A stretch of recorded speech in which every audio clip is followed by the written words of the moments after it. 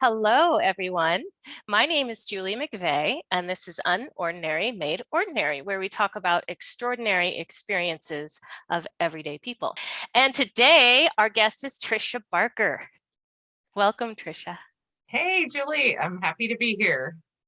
Oh, I am so glad you are here. I am thrilled that you could spend a little bit of time with me and very excited about this conversation. And, we don't have like a whole lot of time, usually about 45, but I'm flexible. And then, yeah, but we're gonna squeeze in everything. So can you share just a little bit about yourself, a little background on who you are? Yeah, so I'm an English professor at a community college, and I think one of the messages from the other side was certainly to be of service to others. So love teaching, love working with the youth of America and opening minds.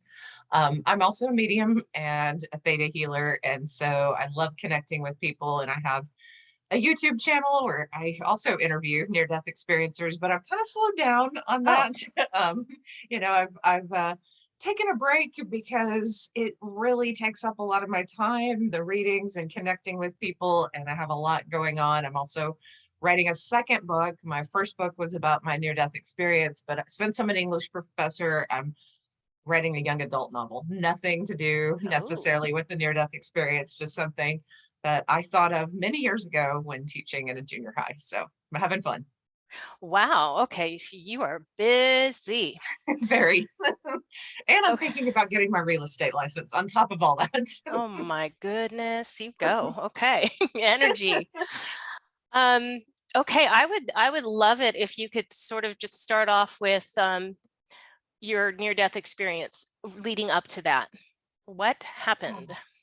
Yeah, so I'll not go into too much detail. I was a typical college student in many ways, a scholarship kid, came from a poor country town in Texas and was really trying to rise up from poverty and abuse and Mm, really had this kind of tough go of it in early life. And I thought my ticket was to be a lawyer, to really be successful, to just like, kill it in a way, sure. just like that materialism was a big part of my life. But I was also deeply depressed, when you enter the world with a lot of pain and abuse in your family and you don't quite know how to work it out. And then you're thrown into this, and it was the 90s, this big mix of excessive drinking and drug use. And Mm, of course, I experimented, but I felt this deep loneliness beginning to overtake me. And I started to have panic attacks probably 3 months before I had the near-death experience where I would mm, think about this body and dying, and I would really freak out and mm, just think, and I was agnostic. I grew up, in a religious home. Um, I just could not fathom the idea of not being my body and not having this consciousness. And I had this idea that I would get my life together, get healthy. I was a senior in college and I would run the Austin 10K. So as a way of getting rid of some of these panic attacks, I quit drinking so much and, quit the drugs. And I was like hardcore running every day.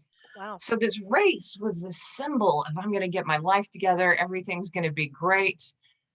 On the way to that race, I had a massive head-on collision, massive. Okay. Basically, we kind of hit almost at a head-on. Um, I Mm, broke my back. I had spinal injuries, couldn't feel my leg. Waited 17 hours for spinal surgery.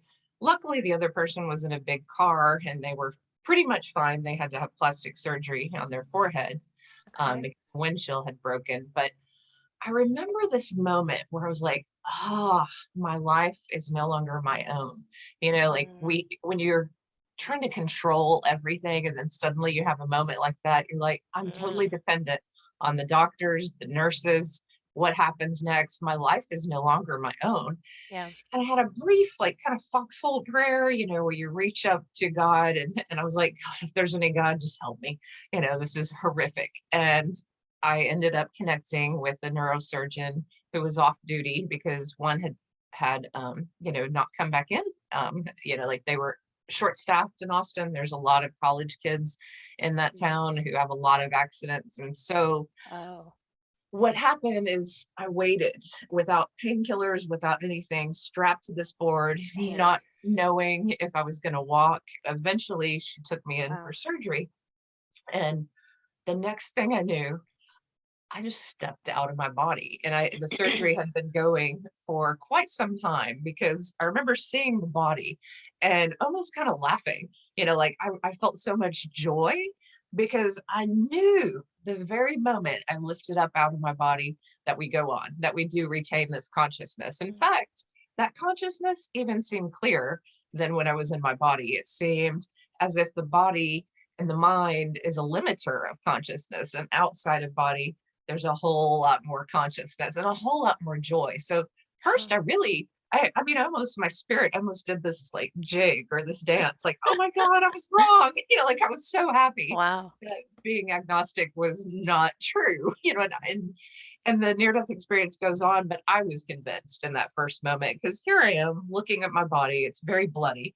Didn't realize that surgery would be that bloody, but I had several vertebrae that were crushed. And so they had opened up my back. They were picking out bone fragments. They'd opened up Man. my hip. This is the 90s. So they were taking bone from the hip and putting these big, rods and metal contraptions into my back.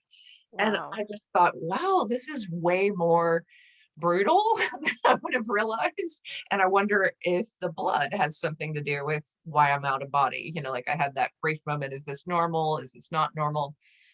The next thing I saw were these huge light beings, and they were massive.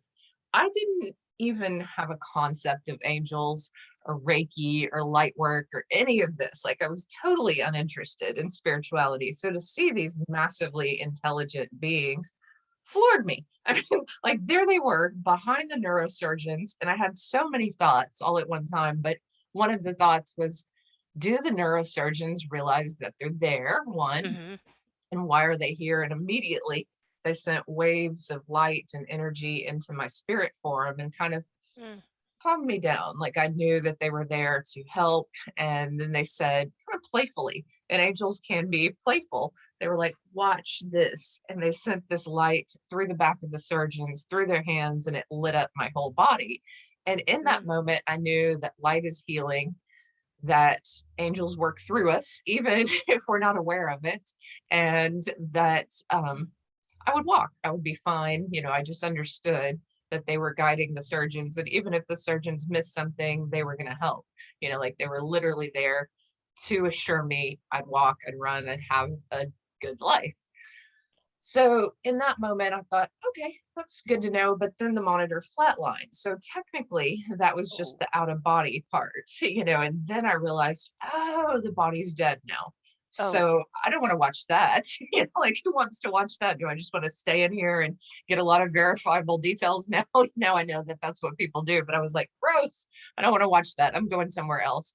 So I left the hospital room, and I saw my stepdad. My mom had gotten married when I was in college. She'd remarried.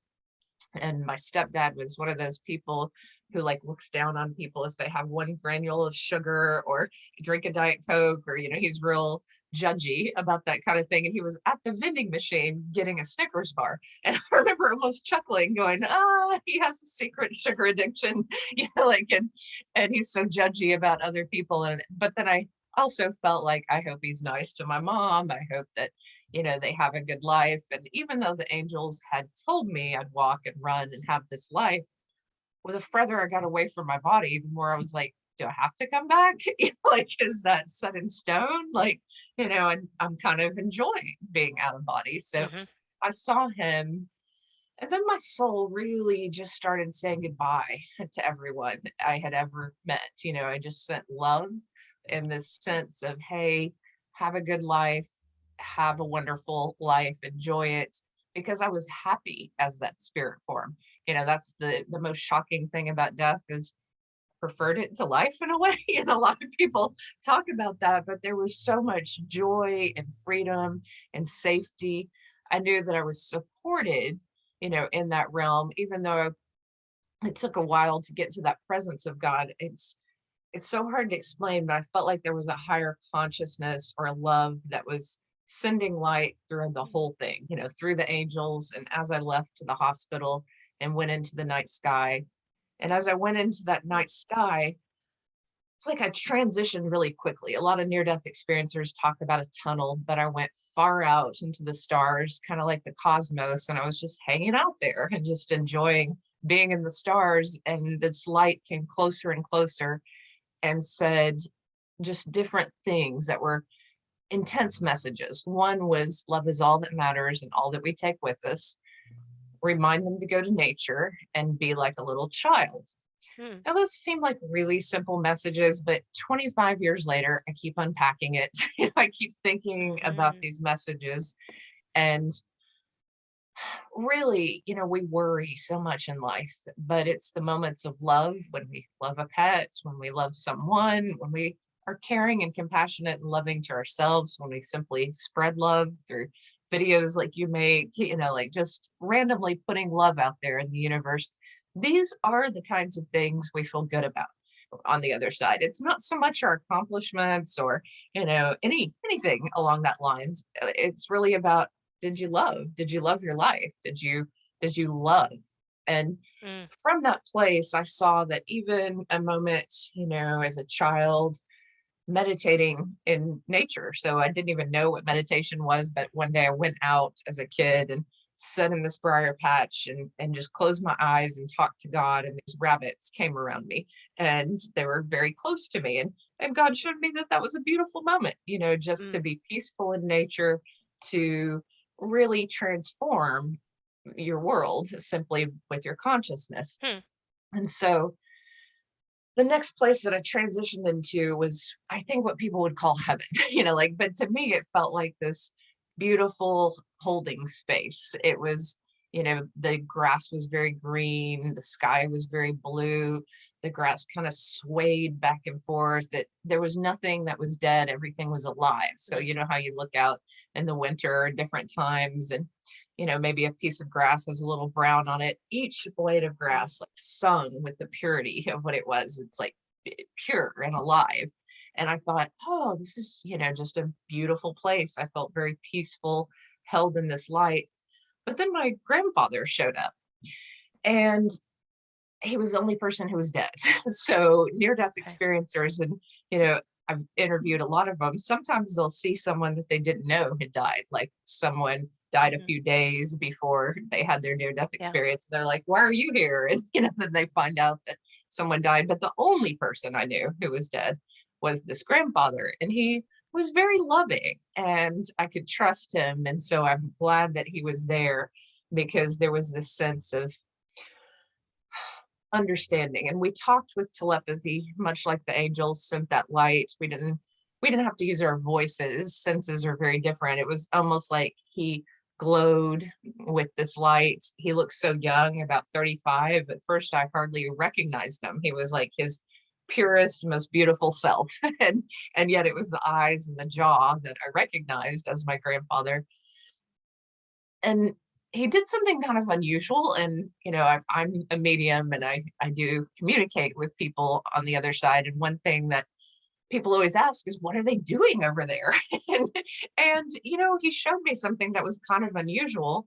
He showed me a truck that he had given our family, and this Mm. truck had rusted in our front yard and nothing had happened to it. It had just been left to rot. And there in heaven, it was this beautiful truck. Mm. And he said, "Do you want to ride in it?" And I had heard the message, be like a little child, and I saw that he had become 35. So I was like, I was 21 or 22 at the time of my near death experience. So I was like, why don't I take the age that I knew him? And so I became this little child and got in the back of the truck, and he was just driving me through these beautiful pastures. And I felt happy and at peace. And, just like we're playing with consciousness, playing with form. But then he turned to me and he said, he leaned out the window and he's like, "Do you want to go on?" And he pointed to something that kind of looked like the sun, but immediately I knew this was God. And I was like, "Yes." And I just took off because who would not want to see God, So as I'm flying towards this light and just getting more and more excited, I felt people's prayers and I heard every word that they said, like some people prayed because they didn't want my mom to lose a child. One of her aunts had lost a daughter and she was like, "Don't let anyone go through this, Don't let this happen. Other people prayed for me. My grandmother loved me and was praying for me. My dad and mom were also praying. I just kind of blew through their prayers though, because I was like, God's up there. I don't care about you guys. Like, I mean, as awful as that sounds, it was so much more exciting, to move towards God. And as I moved towards God, when you grow up with emotional and physical abuse, your self-esteem, it really takes a beating. And what I felt was like, one, I was safe in that presence of God. One, I was loved just as I am, and so is everyone. So are the parents who are neglectful or abusive. So are, every single person is worthy of God's love. And I felt how amazing it felt, but I also just felt changed. Like it was as if all the darkness, anything that had, quote, been done to me or was horrible, didn't exist anymore in that place. All that existed was love, and all that Wow. existed was that light. And I'd never felt that good. I'd suffered from depression. There'd been, like a lot of questioning throughout my life. And in that presence of God, I did not want to return. I was like, no, thank you. No, thank you. No, thank you. No, thank you. And the minute I started thinking that about not returning, there was like this energetic wall that just came up, and I kind of hit it. And God was like, look down. And I say God, it's just this creator, divinity, whatever you want to call it, a light that was so incredibly loving and pure, and not me. It was outside of me. It was a force greater than me. And when I looked down, I saw this river and many souls walking along it. And some souls were covered with darkness, and some were open and filled with light. And creator just said, hey, there are some people who live in fear, and this fear could be depression, it could be pain, it could be anything that causes them to look inward. Anger, it's just a block to me, basically, a block to God. Your mission is to go back and remind them to turn on their lights, to be open to that light of divinity, to let it flow into their life the way you're experiencing it with me right now. And I want you to teach. And I was like, oh, no, that's where we're going to have an argument, God. I was like, I don't want to teach. I grew up poor. I'm definitely not going to go into that profession. No way. And it was clear that at that time, it was not spiritual teacher, it was teacher in schools, like helping in that way. And it was almost as if God laughed at me, like my soul was kind of crumpled up like this ball and hurled back into my body. So it was like I was like thrown out of heaven. And I felt this enveloping darkness and pain coming back into my body. Yeah. And then I was there in my body. Oh, sorry, go ahead. Go ahead. No, go ahead. Were the angels, what happened to them during this whole thing? They stayed with my body Okay. in the operating room. So I think they continued to work through the neurosurgeons. Right. Gotcha. And so they didn't accompany me, which some near-death experiencers go into this amnesia, and they don't know if it was real. I'm one of these weirdos that as soon as I could speak, I had read about near-death experiences, and I'd even had a friend who she knew someone who had one and told me about how changed he was. I knew immediately. And I asked my neurosurgeon how long I was dead and if she knew angels worked through her, and she was freaked out. Oh, wow. How long were you flatlined? 2.5 minutes. Okay. And I had bled to death. I had internal injuries, and so they were cauterizing veins. And wow. I don't even know. I mean, that's just like, wow, I can't, what a difference between at that moment that you're with God, you're just, and then the stark difference of that being back in your broken body. oh yeah, but I was different. Like the minute I was back in my body, I could feel my consciousness in the whole room. I used to be so contained by this body, but even when they were handing me ice chips, they asked me, they said, do you know your name? And I said, oh, I remember her name. Her name is Tricia. And they, the nurses were like, they just chalked it up to surgery and, being out of it. And I was like, no, oh, I have to be me? Oh no. And I was really disappointed to have to Oh, identify as myself, wow. because my consciousness just felt so much larger. And I felt immediately, even with, all the medications that they gave me, I knew that I was different. I could sense people's emotions. I could, there was a little ESP going on. I could read thoughts. And I was just highly sensitive in a way that I'd never been highly sensitive before. Wow. Okay. And I started writing, because I was always a poet. As soon as I got out of ICU, I was in ICU for 3 days. I asked my grandmother, I was like, please go get me a journal. And I just started writing down what the angels look like and writing poetry about it, because I was afraid that the medication, that they were giving me, I had a morphine drip, might wipe the memory. And I was like, no way, I'm not going to Mm. lose this. Oh, I get it. I would do the same thing. Get me a pen. I got to write this down, or a recorder. Um, are these your guardian angels? Do you know? Are they still Yeah, with you? Do you see them? yeah. I was, as the abilities developed, I started working with it, because some of it was like too much too soon, to go from, one way of being to another. Um, there were moments I could visually see them. But that was a little startling, because not a lot of people want to walk around seeing ghosts and, and angels. It's overwhelming that everybody has angels and that there are ghosts walking around, like there are. Like, there's no denying it, more than we imagine. And to see that is jarring. And so I said, no, I don't want to visually see it. I want to sense the energy, or only see Okay. it if I go into deep meditation. And so I started working with it. And sometimes I regret shutting down some of the psychic abilities, because they started interfering. I had a long recovery, but once I returned to school a year later, Mm. I just would get flashes constantly of the future. Like Mm. I'd know the next 30 minutes, the next 10 Oh, minutes. And it was very jarring. At the time, I didn't have a spiritual teacher, or really, anyone to ask about this, but I chalked it up to, I was in this timeless environment. And then coming back here, I was holding on to some of that timelessness, and I was kind of outside of time, if you hmm. will. Weird. Okay, yeah, because I mean, I don't even know how you would adjust to that. I have heard that linear time here is just there's time, but it feels different. It's a different perception of time or something. Yeah, it's a beautiful way to experience a moment, because those 2.5 minutes, I mean, they could have been weeks, they could have been months, they could have been a day, they could have been hours.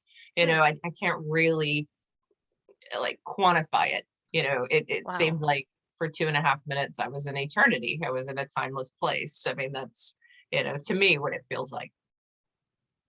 Yeah, that's just so interesting. And then now, so when you get back and you're having these images and these sensations, I guess, of being sensitive to the energy around you, did you know right away, oh, I brought back gifts from my near death experience?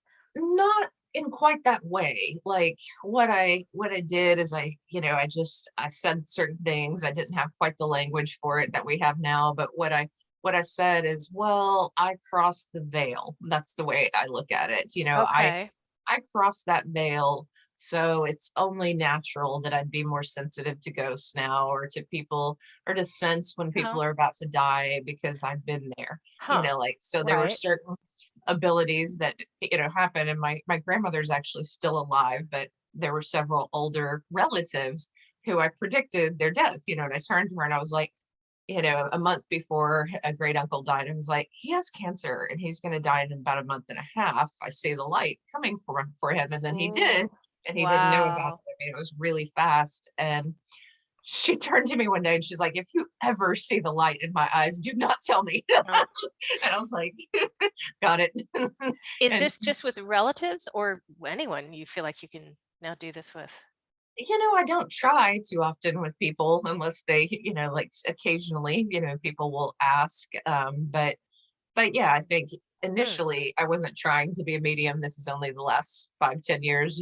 I just used it in Huh. the classroom without telling students what I was doing. Okay.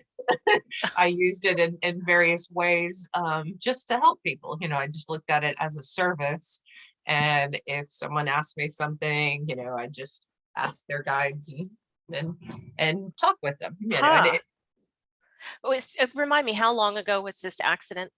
this was 1994. So, at that time there were some spiritual gatherings. Like I studied some, at that time, Celestine prophecy was really big, and Mm, Marion Williamson. And, there were meetups that, immediately I was surrounded by some spiritual groups. But in general, I was kind of on my own, in the hmm. middle of Texas, teaching. Yeah, teaching. And then, so do the students now know that their teacher is a medium? Yes, They're like, oh, I better be careful what I think, or what is that like? well, like sometimes they have an interest in it. Students in the last 5 years are far more open and informed than ever before. So Yeah, it was only a big deal when I was on Dr. Oz. Like the celebrity aspect of it, caught their attention. So, I bet. I've been on some big platforms, National Geographic, and, just I survived beyond and back. So when they catch it on TV, sometimes they're like, oh, hey, can you give me a reading? And it's Okay.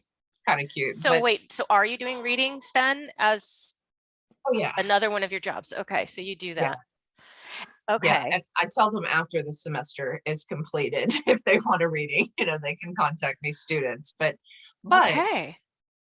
what part of teaching was really being open to that other side. And really, it's very humbling, to work in a low paying profession and really just be there for people. And that's what God instructed me to do, was to literally be there for students. And I couldn't believe Wow. how many students suffer abuse and depression and Mm. similar things. And I could see it in them. And I could, Oh. as I saw this in students, I began to heal more, by Mm. helping them. Because many times, when someone wasn't there for you and you're able to be there for someone, it completes a chapter. And so I realized that there were a lot of open wounds still at an emotional Yeah. level, and that I was sensitive after the near death experience. And I was open, many times before I went into a classroom. I just go to the bathroom and say, angels, if you want to work through me, please do. Please Okay. let me be a conduit of your energy. Do you think anyone can do that? I mean, you came back definitely obviously more sensitive, but do you think others can train to be more sensitive like you? Oh, yeah. And even if you're not aware of it, just that prayer, just that openness. Like the neurosurgeons were not aware of it and they didn't True. care. Like, in fact, I Huh. got this sense immediately that my neurosurgeon was like, hey, your surgery was successful. You're going to walk. And I understood that she was really proud of her work, and that, that's where the light came in for her, that she really wanted people to be able to walk, have Mm. productive lives, and was making breakthroughs. And I got lucky to have her as my surgeon. But she considered that like psychological problems. If you're going to talk about that kind of stuff. And she knew I was a college student, and she was kind of like, hey, you're a smart girl, shut up. That was what she was sending me, and Mm. there are other near death experiencers, I think. Erica, I forgot her last name, but she was hospitalized. There are different people who were sent to psych wards for Yeah. talking about their near death experiences. So my surgeon was trying to give me a head up, like, shut up. Wow. That's kind of sad though. I Don't you know. think? I mean, it's definitely opening up. More and more people are. This is becoming a normal conversation Yeah. more and more, and I hope it continues. And there are breakthroughs. There are some hospitals where doctors have had near death experiences Yeah. and trained staff, to help people verify things and write things down, and how to Yeah. treat them with respect. And of course, IANS has done great work and bringing the scientific community into this discussion. Yes. I'm so curious because you grew up religious, but you ended up being agnostic. This must have just changed your feelings about spirituality and death. Did you Oh, just all yeah. of a sudden have no more fear of death? Yeah. as far as the religious piece goes, I think I looked at my parents, and especially my mother, who was deeply religious but deeply abusive. And Hmm. um, I just thought it's not doing her any good. She doesn't have a good marriage. This religion is more like superstition. She's not moving forward in her life. She can't get a job that makes her feel good about herself. There was Hmm. just so much that was wrong with her life that it was really, my anti-religion was really just being a deep thinker, a reader, and looking at my parents' life and going, religion didn't help them. So, Right. screw that. Sorry, but that's how I felt. And then I Sure. really identified with college and learning and academia and Hmm. that as a path to transforming one's life. And so yeah, it changed everything. Yeah. I mean, Yeah, the sounds main like it. thing I mean, the main thing it changed was, yeah, there was no fear of death. And I continued to have okay. out of body experiences. So I had a year long recovery, really 9 months, where I had to learn to walk again. And I Yeah. had extreme pain Mm. throughout my body. I didn't take a single painkiller because the angels didn't want me to. So Oh, I learned to interesting. work with pain in my body, Oh, and I would leave in meditation. So I'd leave my body on nights that it was very hard and still just go up to these realms and fly around. And I would get wow. confused, in the early days after surgery, like, am I still alive? Am I dead? Am I out there? What's going on? And I practiced lucid dreaming. And, as time went on, I could have several lucid dreams that were a way of just really connecting with that space again. So for me, meditation Wow. is a way to connect with that energy and with that realm. Um, and then as far as the fear of death goes, like, I'm deathly afraid of another car wreck. I've been rear-ended several times. I have PTSD in cars because I associate physical pain Oh, yeah. with cars, and I've had EMDR work. I do so much, and I really just can't get over, that Hmm. PTSD in cars. But I was in an airplane, and this is like, oh, maybe 15 years ago, and we lost both engines. So we were falling out of the sky, and we were told to get in Oh. crash position.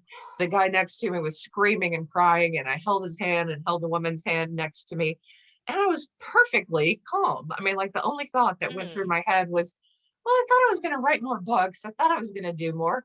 But I guess if God's taking me, I've done what I need to do, and we're going down. And the guy's like, I have kids. I can't die. And I was like, if we die, we're gonna probably leave our bodies before this plane hits the ground, and we're just gonna go straight to the light. There's gonna be so much light. God's gonna be right there because this is gonna be for real, and we're probably not gonna survive. And we're just gonna go from body to light, and it will be beautiful.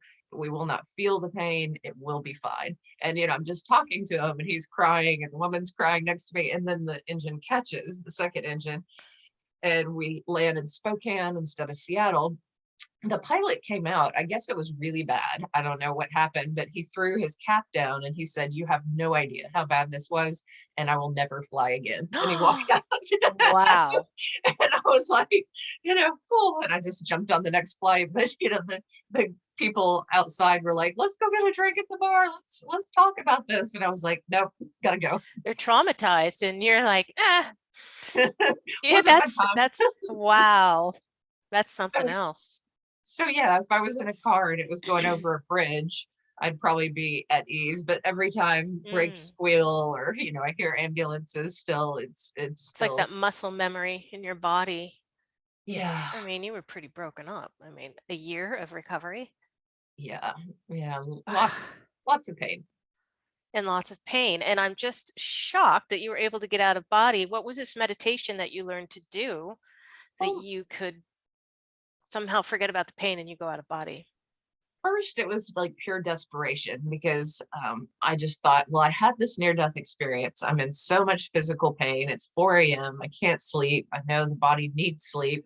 Let's try meditation. So I Mhm. did. The only thing I knew was Kundalini, fire breathing. I'd taken one yoga class. So I just like breathe and breathe and breathe. And Mhm. then I thought, let's just think about the angels. Let's think about the near-death experience. And then I would just get transported out of my body and Mm.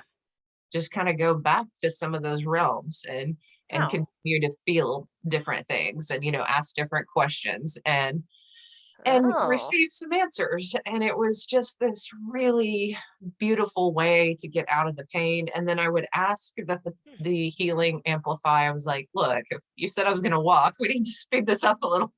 Oh This is gosh, really right?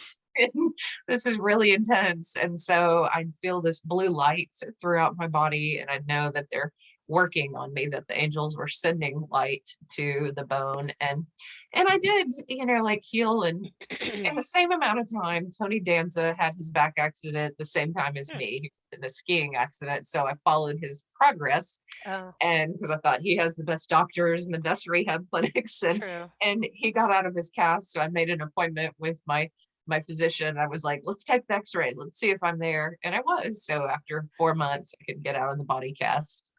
This is so interesting to me that you would think that healing, it takes time.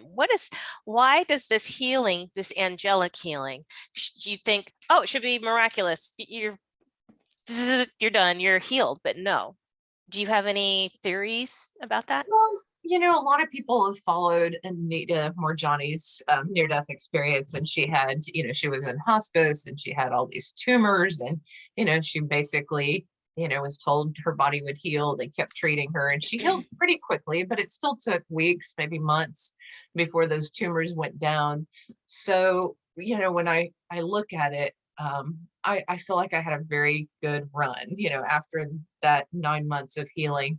I had many, many years of no pain and really just, living life pretty much in a free way, except for I couldn't lift anything over 50 pounds. So, I always had help moving, but for the most part, life was pretty good up until my mid 40s. And then I started Mm. experiencing some physical pain and had to find different modalities to deal with that, because the lack of mobility starts making the spine degenerate. But yoga helps, nuka chiropractics help. There's a lot of things that help. But I think with healing, everyone has to find their own journey. And yeah, there are people who have experienced instant miraculous healings, and Yeah.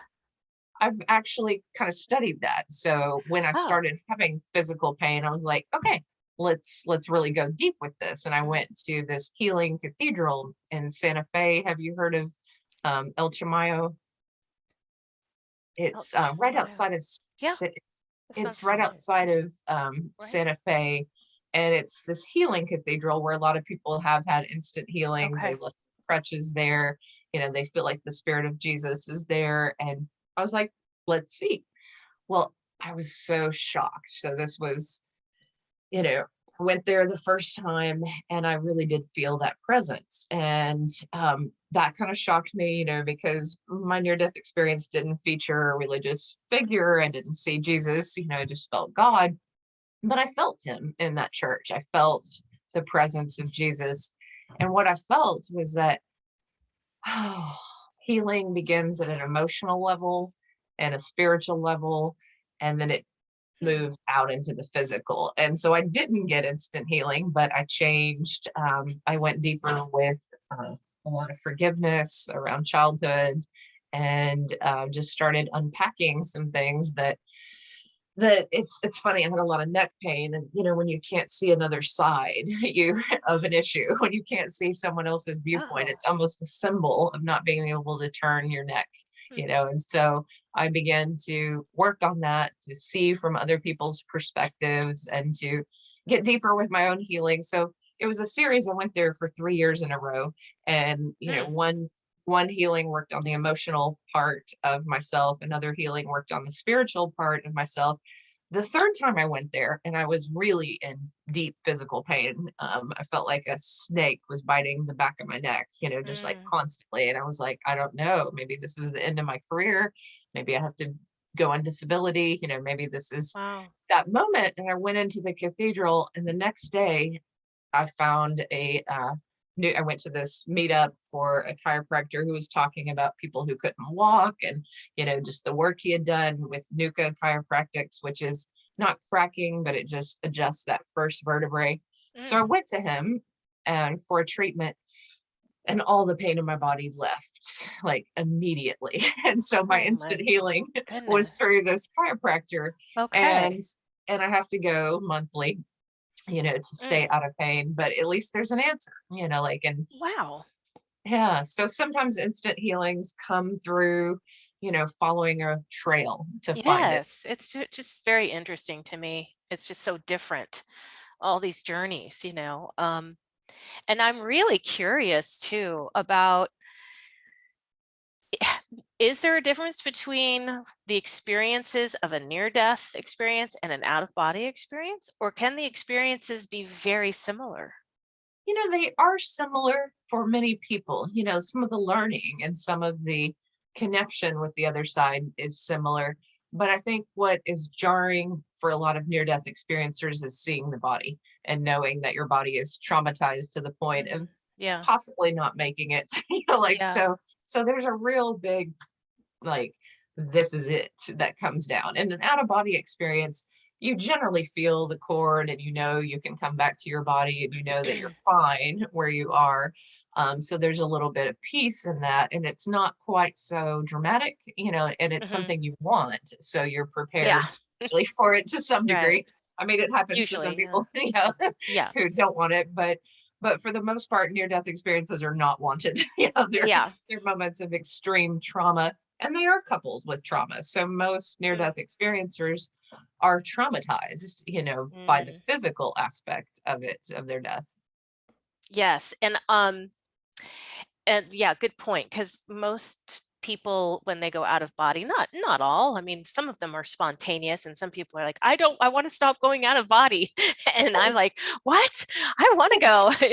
I want to try and go out more often. Um, so I'm really curious about this too, because you said you got into lucid dreaming as well. So can you kind of explain the difference? So you're going out of body, and then you start learning about lucid dreaming. Well, what's the difference between So those two? the real difference for me, the out of body experience was like kind of going right back to the stars, or right back to God's consciousness, or feeling the angels, or just Okay. feeling like I'm floating, in some of those same spaces. The lucid dreaming is you realize you're dreaming. So you're just having a regular night dream. And then somehow you have a trigger that you're like, oh, this is a dream. What do I want to do in this dream? And it gets really fun because you're playing with your Hmm. consciousness. And so Okay. I read, what was it? Um, Carlos Castaneda's books, and he talks about, if you look at your hand every night before you go to bed and you see your hand in your dream, that can be your trigger. Mhm. Oh, I see my hand. Now I'll start creating what I want to create. So after a month of looking at my hand every night, back then we didn't have cell phones to, be at. So I just read a book, look at my hand for, close to an hour. I know that sounds ridiculous, but here I am in Wow. this body cast. I had Well, nothing yeah. else to do, so I'm like centering this target, my hand. Well, eventually in a dream, I was getting in this yellow Ferrari. I was going on a date in the dream, and I slammed my hand in the car door. And then I looked at my hand and I was like, yes, I can do whatever I It want. So I triggered like, you. You woke up in your dream. yes, exactly. So I waved goodbye to the guy and I took off and I was flying. Bye-bye. I have better Bye. things to do. I'm spiritually evolved, and yes, you have a Lamborghini. Who cares? You're a figment of my imagination. I'm gonna go have fun with other things. So I flew, and I was like, I can do whatever I want in this dream. Okay. I can create, and so I had a lot of fun with it. And just a whole I lot of fun. bet. So that's mostly what you would do when you would lucid dream. You'd travel. You'd do adventures. Mo- Yeah, just create fun things that you want to do. Like, and the dream ended where I was like looking in on someone's wedding in this castle in Ireland. Like, they had rented a castle, and the wedding cake looked so beautiful.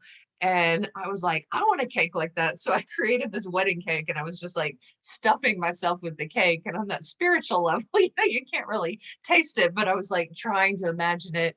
And then I heard Mozart's music, at this wedding, and I was like, I want to feel what it's like to be a genius like Mozart. And Huh. so I created the feeling of what it would be like to be that smart and that talented and to hear those Interesting. notes for the first time. And so I was flying through the sunset back to my body, believing that I was Mozart. Wow, that's kind of cool. That's a really interesting choice. So we're kind of getting close to being out of time, and I don't want to miss out on any other kinds of things you wanted to share as far as your experiences. If you wanted to share any other out of body or lucid, are you still doing that? Are you? It's interesting. So all these years later, during times of great stress and, near-death experiencers are human. We have our moments of grief. We have our moments of depression and stress and pain and Yeah. being stuck in this body again. So when I have times of great stress and I try to lucid dream, it doesn't work out so well. Either I can't or Hmm. it'll be like I'll have a jetpack on and I'm trying to fly and I can't really fly. It'll be like I'm Yeah. not getting exactly what I want from the dream, but I'm kind of aware of it. So I think we have to be easy on ourselves on the spiritual journey. You can't have a lucid dream every night. You can't, Yeah. in dreams talk to your ancestors every night. We Mm. have, gut disturbances and stress and, bills to Right. pay. And Right. there's a lot going on. It's not like you can just do it like that. But what I know is if I get really centered and I make sure that I do a meditation every night and I'm okay with the fact that it might take a month or 2 months of Hmm. training again, then I can get back there, but it takes training. And I tell people who want to have out of body experiences and, have these lucid dreams, don't be hard on yourself. If it takes 4 years, it takes 4 years, but it's better to try, and experience it then than to Hmm. not. So, Hmm. committing to a lifelong meditation practice will benefit you in numerous ways. And one of them, Right. probably eventually, there will be those out of body experiences. Yeah, very good advice. I agree. So you're teaching. What are you doing now? What projects are you working on? And because I know you have a book and you're working on another book, so share that and how people can Yeah. get a hold of you. Yeah. So, you can find me on YouTube, just Tricia Barker and Healed by the Light, but it's really easy. There's lots of videos out there. That's probably the main way, but I have a website as well, triciabarkernde.com, and you can go to the contact page if you want to schedule a reading or healing. But I also have Oh, a writing seminar that I lead, which is so fun. It's for intuitive writers. So oh, people who want to write their own spiritual stories, I love guiding them and answering their questions because I am an English professor and a creative writing professor. And so, wow, cool. I love the written word and love it when people, whether they're writing spiritual poetry or memoir or fiction or, maybe not even related to spirituality, but they just want to experience guidance as they write. I just love connecting with creative people. So, Ooh, yeah, that sounds it's so cool that it kind of worked together for you, that your major and English and teaching and the intuitive writing and I remember in an interview you had, you said something about not just telepathy, but I think you said you saw words or something when you were either in out of body or during your near death yeah, so love is all that matters did like flash across like in in words. words. That's so interesting, right? And the angels, when they said, watch this, it was like the light became words. Like they were trying to emphasize it, like, watch this. And it Okay. just hit I me. feel like that's how my mind works. So I think like my angels would probably talk that way, like put words in my flash in my head to communicate Well, with me to get it in my mind. I think so. And that's beautiful guidance because it's kind of like they're emphasizing it, like, do this now, don't ignore it. They're kind of like saying this is important when you see the words. Yes. Okay. So I do want to ask one other thing before we have to say goodbye. But so reincarnation, the purpose of this whole life experience. Do you have any insight? Because you have asked a lot of questions when you would go out of body. Yeah, part of my healing journey after going to that healing cathedral was to open my mind to some of those things. I didn't have that message in my near-death experience, but I did have this weird moment in childhood where I saw this lamp from the 1920s, and I had this like just flash of living before and seeing that lamp or a lamp like that. And it gave me comfort throughout life, like this feeling like Mm, I've done this before. And it was actually after the book came out about my near death experience. It's called Angels in the OR. I met a past life regressionist who was like, let me give you a free session.